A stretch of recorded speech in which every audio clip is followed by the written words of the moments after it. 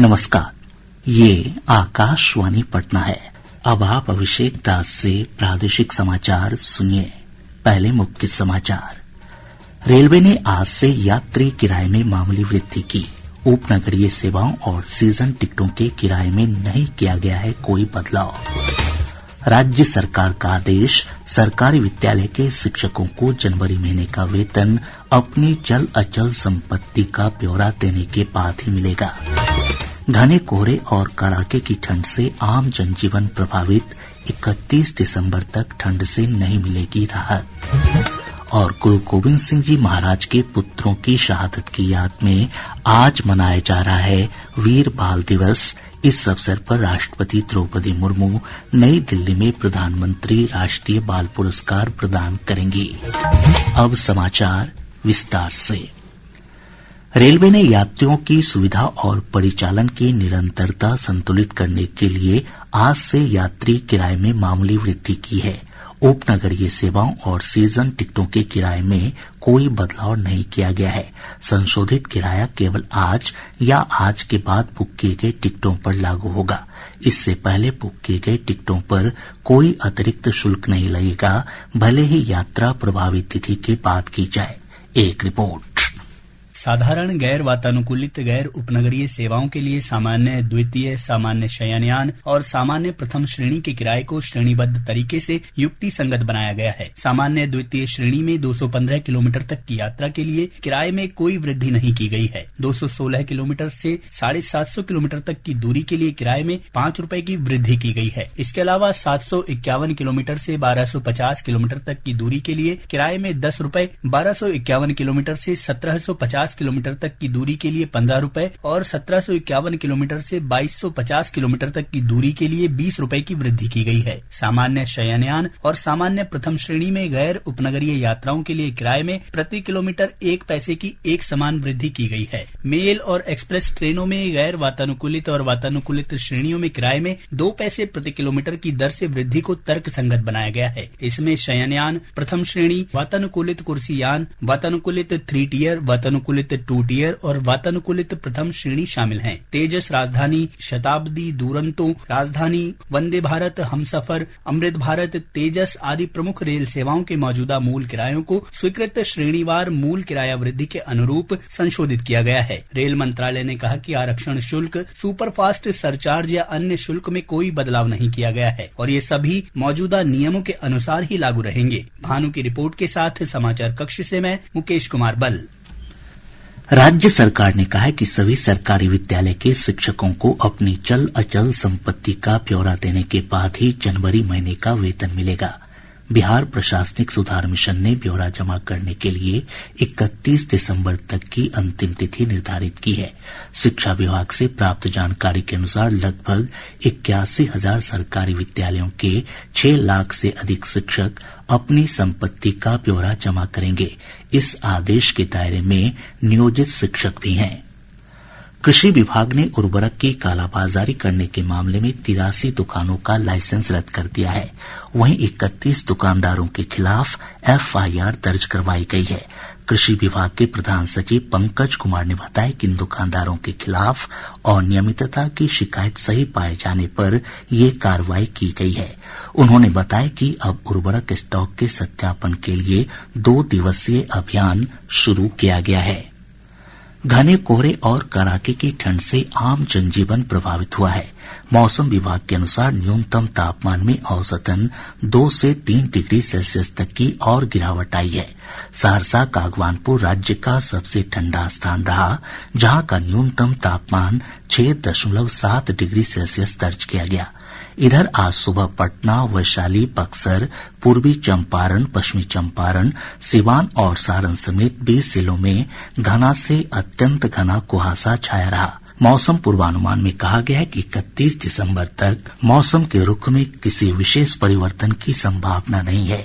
आज राज्य के उत्तर और दक्षिण पूर्वी हिस्सों में कई जगहों पर शीत दिवस की स्थिति बनी रहेगी।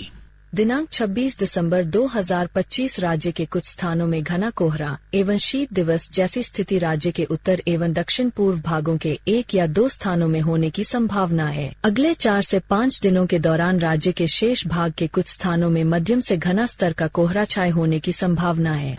इधर घने कोहरे के कारण रेल, सड़क और हवाई यातायात प्रभावित हुआ है। कल नई दिल्ली राजेंद्रनगर तेजस राजधानी एक्सप्रेस अपने निर्धारित समय से 11 घंटे से अधिक देरी से पटना पहुंची। संपूर्ण क्रांति, मगध और अमृत भारत समेत 10 रेलगाड़ियों का परिचालन भी घंटों प्रभावित हुआ है। घने कोहरे के चलते पटना हवाई अड्डे से 4 विमानों का परिचालन रद्द कर दिया गया, जबकि 17 विमानों का परिचालन घंटों विलंब से हुआ। मुंगेर जिले के वासुदेवपुर थाना क्षेत्र के नया गांव में पुलिस और जिला आसूचना इकाई की टीम ने छापेमारी कर नकली सिगरेट बनाने के एक कारखाने का उद्भेदन किया है। मौके से 3 आरोपियों को गिरफ्तार किया गया। पुलिस अधीक्षक सैयद इमरान मसूद ने बताया कि इनके पास से 4 देसी पिस्तौल और 85 लाख रुपए से अधिक बरामद किए गए हैं। नया गांव स्थित मोहम्मद अकबर और मोहम्मद तौफीक के घर में रेड हुआ। रेड के उपरांत जब इनके गोदाम में और घर को सर्च किया गया तो इनके घर से करीबन 3800 खाली पैकेट जो कि सिगरेट के होते हैं वो बरामद हुए। इसके अतिरिक्त जो सिगरेट पैकिंग का पेपर होता है वो करीबन 900 पीस वो बरामद हुआ। जब और सर्च किया गया तो इनके पास से घर से करीबन 85,50,000 के आसपास कैश बरामद हुआ। इनके घर में से हम लोगों को 4 हथियार भी बरामद हुए और करीबन 20 राउंड गोली बरामद हुई। सीबीआई ने अंतर्राष्ट्रीय साइबर ठगी के एक मामले में 10 वर्षों से फरार चल रहे आरोपी अमित कुमार सिंह को गिरफ्तार कर लिया है। ये गिरफ्तारी बांका जिले के रजौन थाना क्षेत्र के एक होटल से हुई है।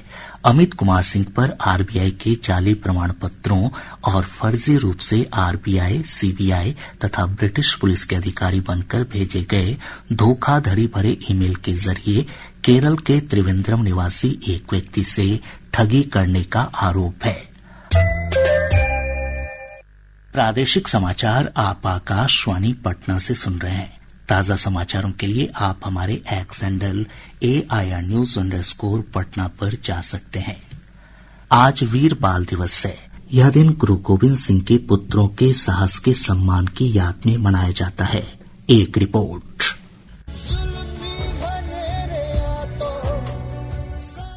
वीर बाल दिवस के अवसर पर सरकार देश भर में सहभागी कार्यक्रमों का आयोजन कर रही है ताकि नागरिकों को श्री गोविंद सिंह जी के युवा पुत्रों बाबा जोरावर सिंह जी और बाबा फतेह सिंह जी के असाधारण साहस और सर्वोच्च बलिदान के बारे में शिक्षित किया जा सके। इन कार्यक्रमों में कहानी, कविता पाठ, पोस्टर निर्माण और निबंध लेखन प्रतियोगिताएं आदि शामिल हैं। ये कार्यक्रम विद्यालयों, बाल देखभाल संस्थानों, आंगनवाड़ी केंद्रों और अन्य शैक्षणिक संस्थानों में आयोजित किए जा रहे हैं। साहिबजादों की वीरता और बलिदान को याद करने के लिए वीर बाल दिवस मनाया जाता है। अत्याचार के सामने अटूट साहस के प्रतीक और कम उम्र में उनका बलिदान भारतीय इतिहास के सबसे मार्मिक अध्यायों में से एक है।